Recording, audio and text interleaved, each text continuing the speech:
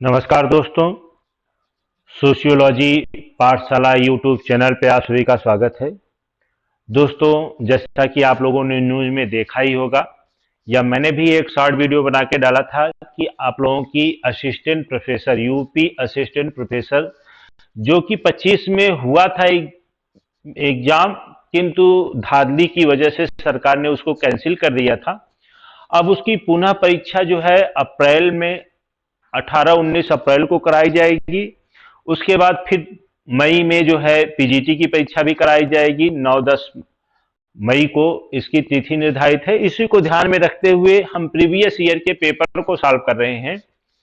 Assistant professor की जो 2014 में उत्तर प्रदेश की सरकार द्वारा कराया गया पेपर था, उस पेपर को हम लोग सॉल्व कर इस 2014 के पेपर में जो है पहला प्रैक्टिस सेट हमने कराया था, उसमें कुल 20 प्रश्न लिए थे।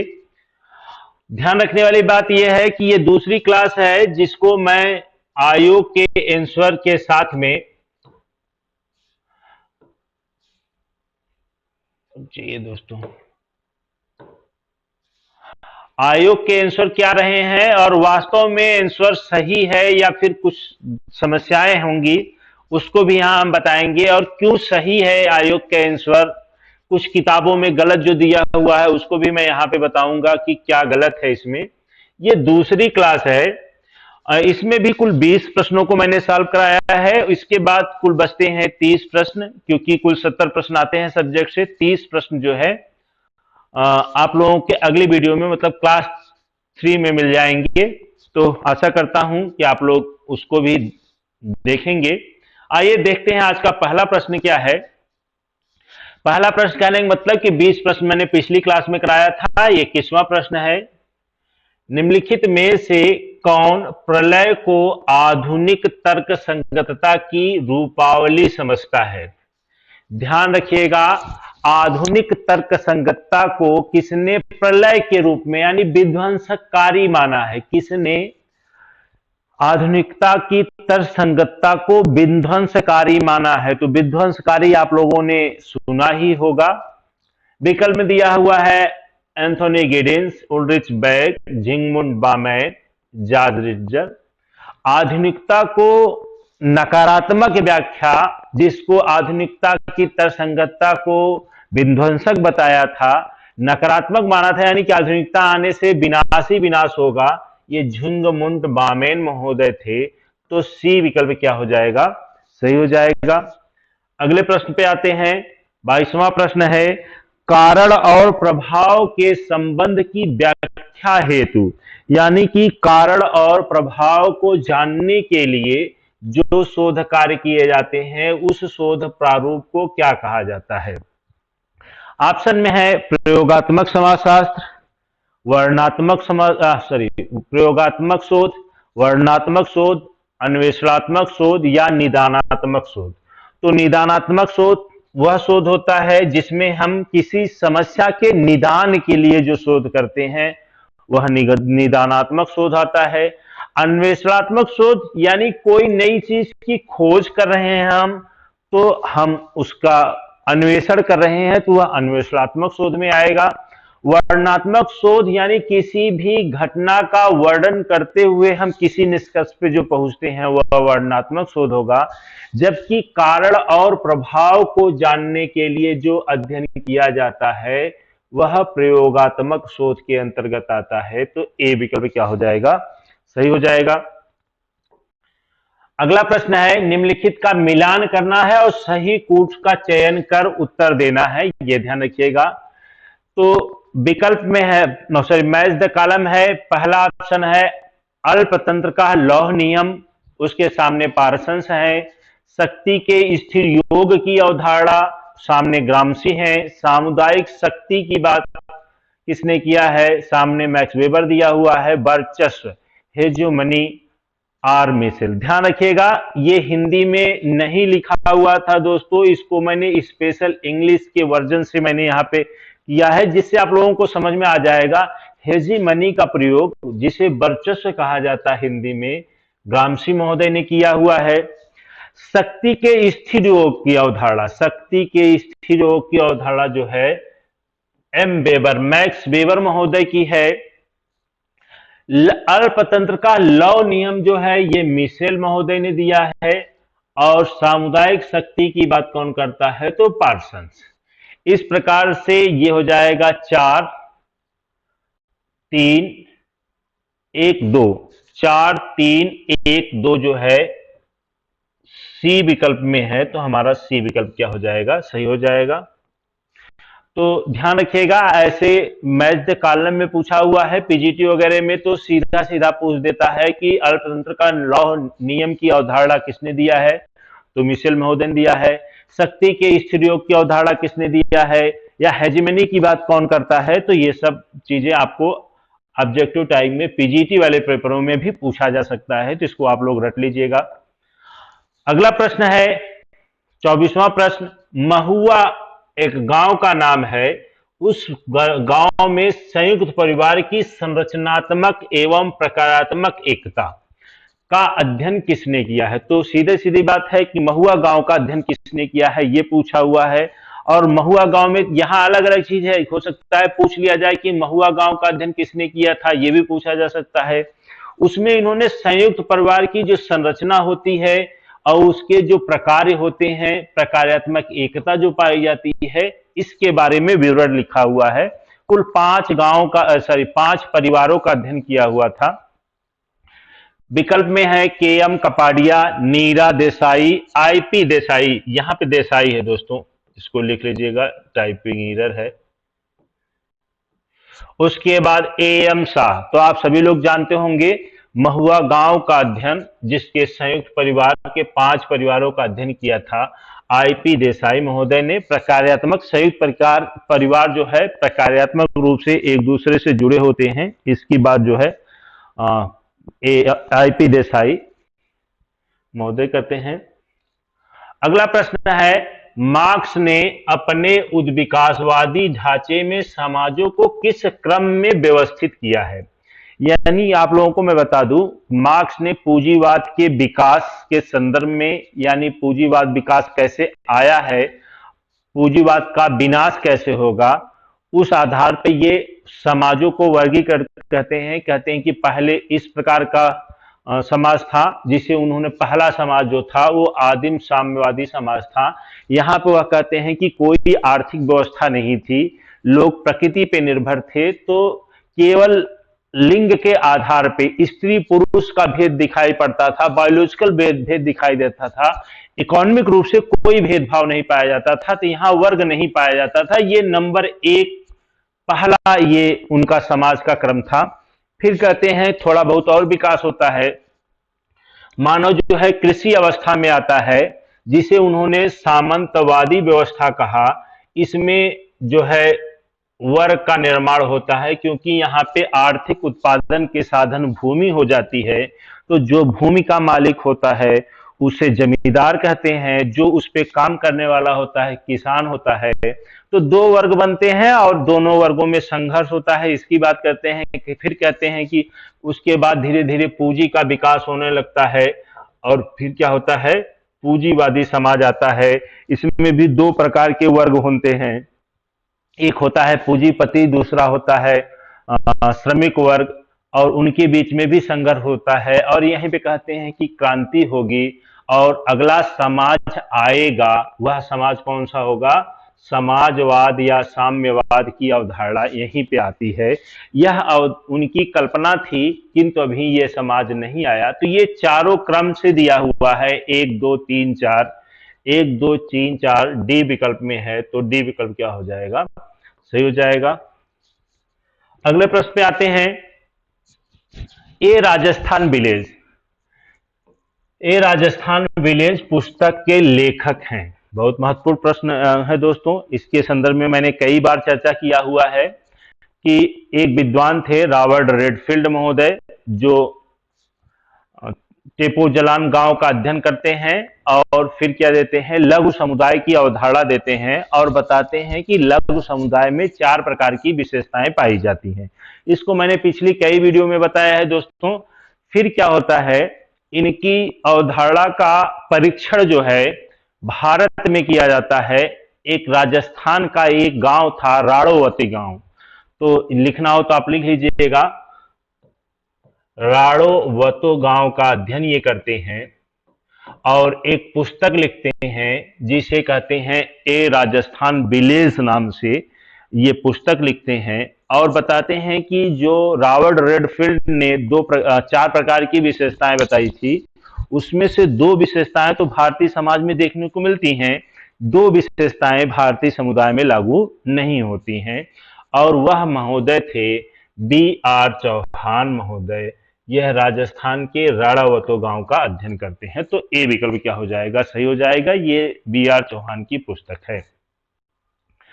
अगला प्रश्न है, निम्नलिखित में से किसने भारतीय समाज के अध्ययन में द्वंद्वात्मक उपागम यानी भारतीय समाज का अध्ययन किया है और द्वंद्वात्मक उपागम का प्रयोग किया है? तो इसके बारे में भी मैंने कई बार बताया है। द्वंद्वात्मक उपागम मतलब कि आप कह सकते हैं ये मार्क्सवादी उपागम से भारतीय समाज का अध्ययन कौन किया है। तो आप लोगों को बता दें कि एक विद्वान थे A.R. देसाई, अभी नाम आएगा दोस्तों, मैं यहीं पे बता दे रहा हूं।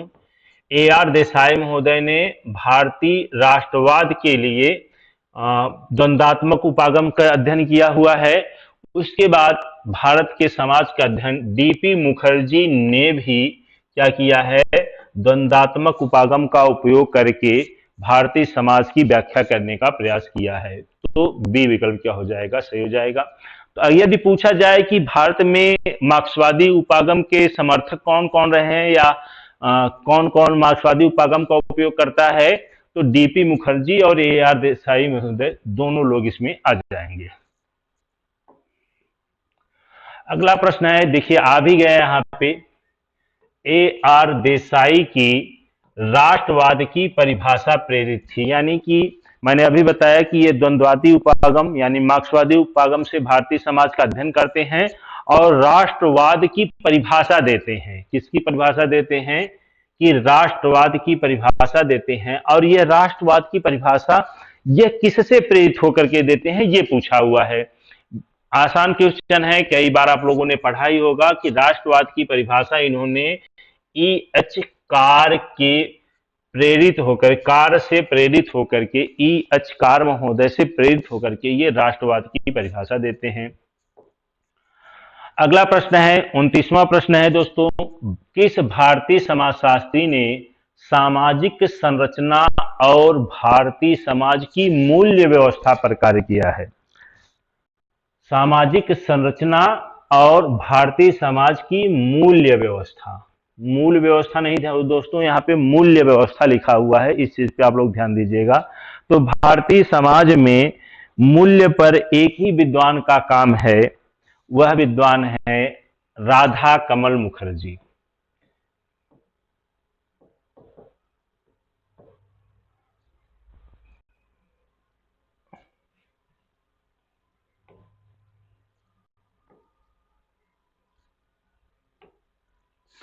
राधा कमल मुखर्जी,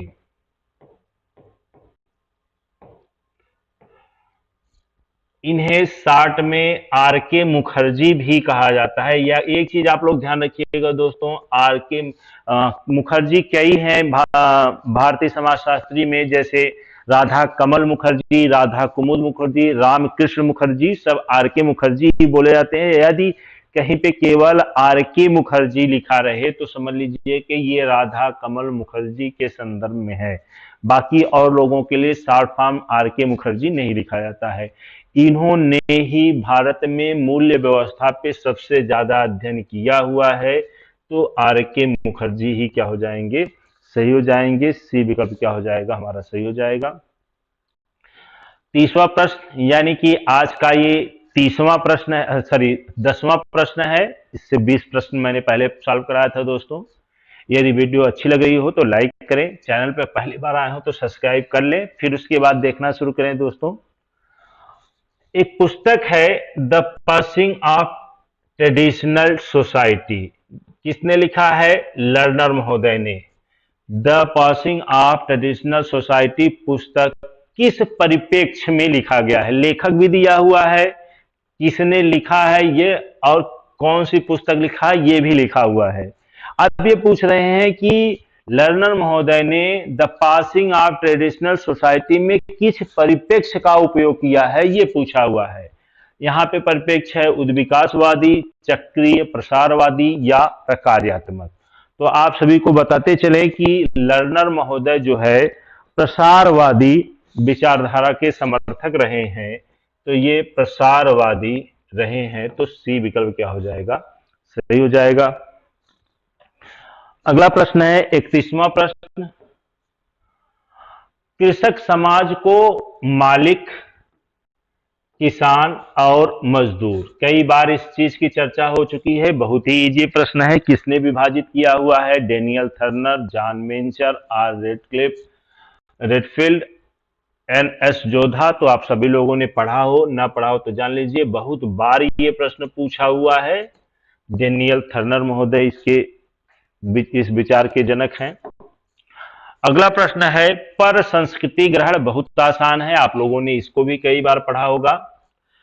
पर संस्कृति ग्रहण सीधी सी बात है कि जब हम किसी दूसरी संस्कृति या कल्चर, रहन सहन, वेशभूषा को अपनाते हैं तो उसे पर संस्कृति ग्रहण कहा जाता है, जिसे इंग्लिश में कहते हैं अकल्चराइजेशन। तो ये होता है किसी दूसरी संस्कृति के गुण को ग्रहण करना, दूसरी की संस्कृति के गुण को ग्रहण करना पर संस्कृति ग्रहण कहा जाता है। तो सी विकल्प क्या हो जाएगा, सही हो जाएगा। अगला प्रश्न है जननांकिकी के संक्रमण निम्नलिखित में से किस अनुक्रम में पारंपरिक रूप से संबद्ध होते हैं? ये पूछा है कि जननांकिकी के संक्रमण की अवधारणा जो दी गई थी, वो संक्रमण की अवधारणा किससे संबंधित है, ये पूछा है। ये विकल्प दिए हुए हैं। अब यहां दिया है उच्च प्रजननता, निम्न मृत्यु संख्या, उच्च जनसंख्या वृद्धि। निम्न मृत्यु संख्या से उच्च प्रजननता तक, उच्च प्रजननता उच्च मृत्यु संख्या से निम्न मृत्यु संख्या, तथा निम्न प्रजननता तक जिसमें बाद वाला पिछड़ जाता है। निम्न प्रजननता उच्च मृत्यु संख्या से निम्न प्रजननता कम निम्न मृत्यु संख्या, जिसमें मृत्यु संख्या पीछे रह जाती है। तो ध्यान रखिएगा, यह प्रश्न रिपीटेड प्रश्न है, कई बार परीक्षाओं में पूछा हुआ है दोस्तों। तो जननांकिकी संक्रमण का मतलब होता है उच्च प्रजननता, उच्च प्रजनन संख्या में निम्न मृत्यु संख्या तथा निम्न प्रजननता तक जिसमें बाद वाला पिछड़ जाता है। तो सी विकल्प क्या हो जाएगा, सही हो जाएगा। दोस्तों मैं एक चीज आप लोगों को और बताना चाहूंगा जिससे आप लोगों के पेपर आसान हो जाए। यह प्रश्न जो है 2014 के एग्जाम में पूछा तो जरूर है, इससे पहले 2012 में नेट में ये सेम प्रश्न पूछा हुआ है। तो ये नेट के एग्जाम में सेम प्रश्न पूछा हुआ है। कई प्रश्न ऐसे हैं जो 2012-13 वाले एग्जाम में पूछे हुए हैं, उसको आगामी असिस्टेंट प्रोफेसर के एग्जाम में एट इज उसी प्रश्न को पूछ लिया गया है। तो मैं आशा करूंगा कि कम से कम 1-2 साल के पेपर आप यूजीसी नेट के जरूर पढ़ के जाएं। इससे 2-4 प्रश्न आपको, नए प्रश्न जो आएंगे वो आपको इसमें से मिल जाएंगे। दूसरी चीज आप लोगों को बता दें, जननांकिकी जो है जनगणना से संबंधित भी प्रश्न आते हैं। अभी फिलहाल हमारे पास जो जनगणना के आंकड़े हैं यह 2011 के आंकड़े हैं। अभी कुछ ही दिन, 2-3 दिन पहले ये घोषणा की गई है कि अब जो है नई जनगणना कराई जाएगी, 2027 के नाम से इसे जाना जाएगा। और यह जनगणना 2 फेज में कराई जाएगी। जनगणना 2027 को 2 फेज में कराया जाएगा। पहले फेज में कुल 33 प्रश्न को रखे गए हैं, यानी जो जनगणना अधिकारी आपके घर पे जाएंगे वह कुल 33 प्रश्नों को पूछेंगे और उसको फिलअप करेंगे। फिर दूसरे चरण में कितने प्रश्न रखे जाएंगे, क्या क्या प्रश्न पूछे जाएंगे, यह बाद में तय होगा। तो इसको भी ध्यान रखिएगा। अगली जनगणना 2027 के लिए प्रारूप तैयार हो गया है, जल्द ही जनगणना प्रारंभ कर दी जाएगी। आइए अगले प्रश्न को देखते हैं। अब निम्नलिखित में से कौन बुर्जुआकरण की प्रक्रिया को स्पष्ट करता है? तो दोस्तों आप लोगों को बता दें, कार्ल मार्क्स महोदय ने बुर्जुआकरण की अवधारणा को दिया है। तो यही ध्यान रखिएगा कि कभी हो सकता है पूछ ले कि बुर्जुआकरण की अवधारणा किसने दिया है, तो कार्ल मार्क्स महोदय ने दिया है। ये कहते क्या हैं? यह कहते हैं कि जब निम्न श्रमिक वर्ग यानी कि श्रमिक वर्ग का व्यक्ति अपने से उच्च वर्ग के लोगों का अनुसरण करता है या फिर उसकी मूल्य जीवन शैली आकांक्षाओं को अपनाने लगता है, तो उसे क्या करते हैं? बुर्जुआकरण। जैसे कि अभी आप संस्कृतिकरण पढ़े होंगे, उसमें हम ब्राह्मणीकरण या फिर राजपूतीकरण या वैश्वीकरण की चर्चा किए हैं। आपने अगर वीडियो न देखा हो तो देख लीजिएगा, संस्कृतिकरण के नाम से प्लेलिस्ट में यह वीडियो पड़ी होगी। तो अपने से उच्च वर्ग यानी द्विज के अनुकरण करते हैं तो संस्कृतिकरण कहा जाता है। उसी प्रकार से ये कहते हैं कार्ल मार्क्स महोदय कि जब कोई श्रमिक वर्ग का व्यक्ति पूंजीपति वर्ग के अनुसरण करना शुरू करता है, तब उसे हम क्या कहते हैं? बुर्जुआकरण। यानी जीवन शैली मूल आकांक्षाओं को जब अपनाते हैं, तब उसे हम क्या कहते हैं? बुर्जुआकरण। ध्यान रखने वाली बात यह है, सबसे महत्वपूर्ण, क्योंकि अभी इसमें और भी कठिनाइयां आएंगी, आपको स्पष्ट नहीं होगा, तो यहीं से समझ लीजिए। जब कोई भी व्यक्ति अपने से उच्च व्यक्ति का अनुसरण करता है, तो इतने उच्च नहीं सपने देखता या इतने बड़े लोगों का अनुसरण नहीं करता जिसका हम जहां तक हम ना पहुंच पाए, उसी का अनुसरण करता है व्यक्ति जहां हम पहुंच सकते हैं। जैसे अगर हमारे पास बहुत धन नहीं है और हम यह ख्वाहिश करते हैं कि नहीं, हम इस देश के जो धनाढ्य व्यक्ति हैं जैसे टाटा, बिरला, अंबानी, अडानी जैसे, ऐसे पूंजीपति बनना मुश्किल होगा। अगर आप मेहनत करेंगे तो स्टेज पहुंच सकते हैं, पूंजीपति वर्ग में आ सकते हैं, लेकिन आप इतनी बड़ी छलांग नहीं लगा सकते हैं। तो इसलिए इतने बड़े लोगों का अनुसरण हम नहीं कर सकते हैं। तो यही चीज होता है। तो यहां देखिए प्रश्न है, आप समझ जाएंगे आप लोग। श्रमिक वर्ग के सदस्य मध्य वर्ग की आकांक्षाएं मूल्य जीवन शैली अपनाते हैं। श्रमिक वर्ग के सदस्य मध्य वर्ग की आकांक्षाएं मूल्य और जीवन शैली अपनाते हैं। एक मिनट दोस्तों, यहां पे दिया हुआ है मध्यम वर्ग के सदस्य पूंजीपति वर्ग की आकांक्षाएं मूल्य और जीवन शैली अपनाते हैं। ये दोनों विकल्प एक ही लिखा हुआ है दोस्तों। क्या है? श्रमिक वर्ग के सदस्य मध्य वर्ग की आकांक्षाएं मूल्य और जीवन शैली अपनाते हैं, फिर मध्यम वर्ग की जीवन शैली अपनाते हैं। मध्यम वर्ग के सदस्य पूंजीपति वर्ग की आकांक्षाएं मूल्य और जीवन शैली अपनाते हैं। पूंजीपति वर्ग के सदस्य मध्य वर्ग की आकांक्षाएं मूल्य एवं जीवन शैली को अपनाते हैं। ये विकल्प होगा दोस्तों। तो इसका है श्रमिक वर्ग के सदस्य मध्य वर्ग की आकांक्षाएं मूल्य और जीवन शैली अपनाते हैं, तो बी विकल्प। और सेम लिखा हुआ है दोस्तों, कुछ त्रुटि होगी कहीं पे, लेकिन यही विकल्प क्या होगा? सही होगा। यदि सेम सेम दिया है तो ए और बी दोनों ऑप्शन सही हो जाएगा, जबकि यही ऑप्शन क्या है? सही है।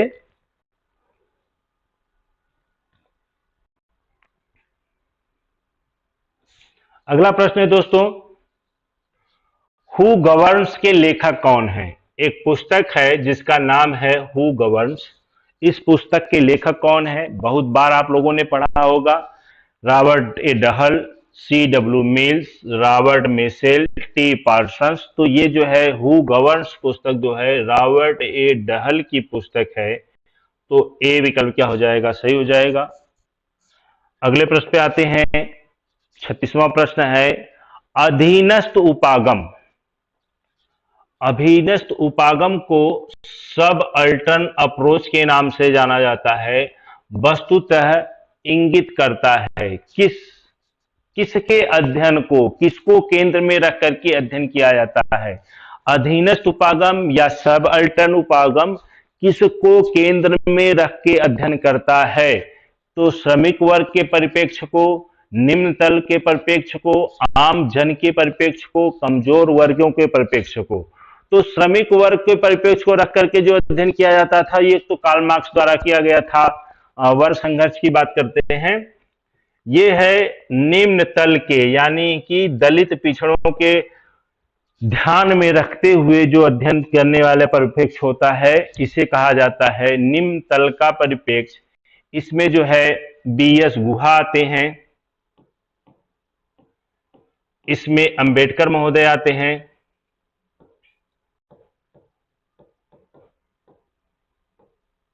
तो आप लोग यह भी हो सकता है पूछा जाए, कभी कई बार एग्जाम में यह भी पूछा है कि सबअल्टर्न अप्रोच के समर्थक कौन है, तो BS गुहा और अंबेडकर महोदय हैं।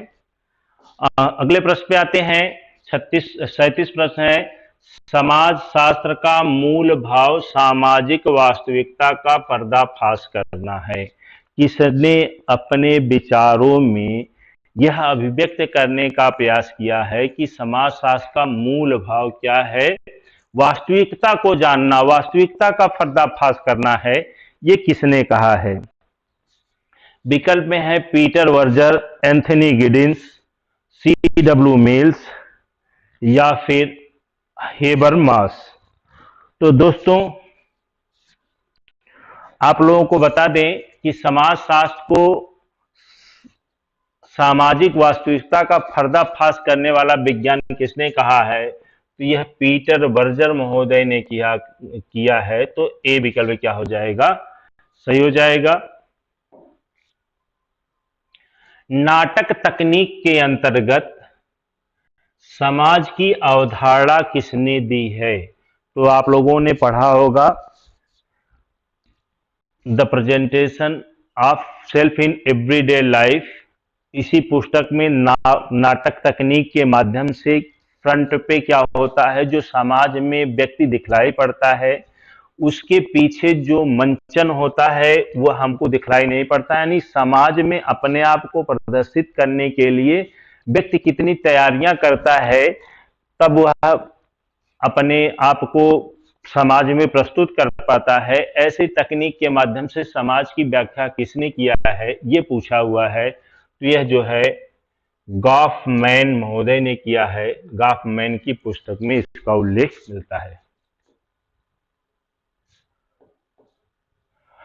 अगला प्रश्न है दोस्तों, जनसंख्या का निरपेक्ष सिद्धांत और जनसंख्या का सापेक्ष सिद्धांत, दो सिद्धांत है, किससे संबंधित है? यानी कि दो सिद्धांत है तो दो विद्वानों से होगा। नीचे लिखा हुआ है माल्थस और किंग्सले डेविस, डेविस और मुरे, माल्थस और कार्ल मार्क्स, माल्थस और थॉमसन। तो ध्यान रखने वाली बात है दोस्तों, आप लोगों के यहां मैं स्पष्ट करा देता हूं। जनसंख्या सिद्धांत का निरपेक्ष सिद्धांत यह कहता है कि जनसंख्या बढ़ने से समाज में सिर्फ हानियां ही हानियां होंगी, कोई लाभ नहीं होने वाला है। यह सिद्धांत निरपेक्ष सिद्धांत कहा जाएगा। जनसंख्या वृद्धि से समाज में लाभ भी होंगे, यह सिद्धांत कहता है सापेक्षिक सिद्धांत।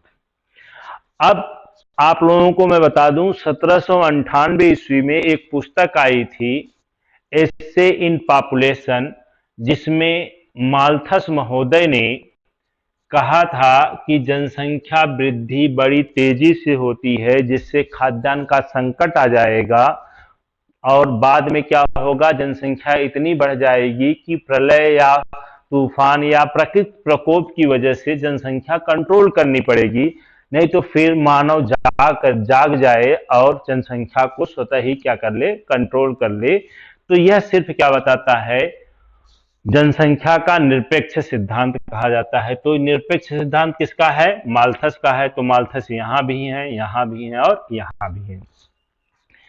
अब आते हैं जनसंख्या का सापेक्षिक सिद्धांत, जनसंख्या वृद्धि से लाभ भी होगा, किसने कहा था, तो कार्ल मार्क्स महोदय ने जनसंख्या का अतिरेक सिद्धांत, यहां लिख लीजिएगा आप लोग, कभी कभी यह पूछ सकता है।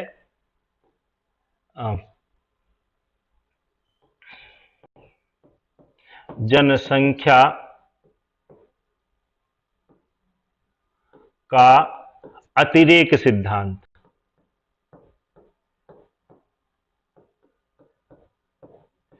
किसने दिया है, तो कार्ल मार्क्स महोदय ने।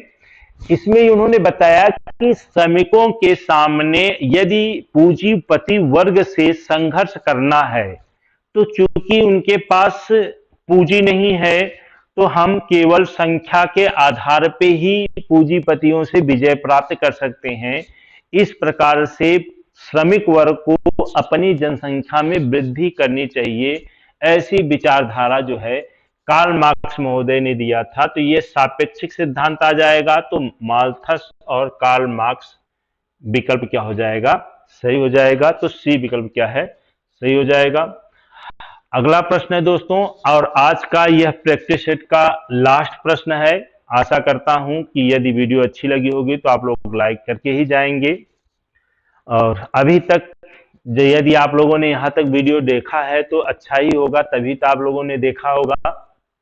तो आप लोग लाइक जरूर करेंगे। चैनल पे पहली बार आए हो तो सब्सक्राइब जरूर करें।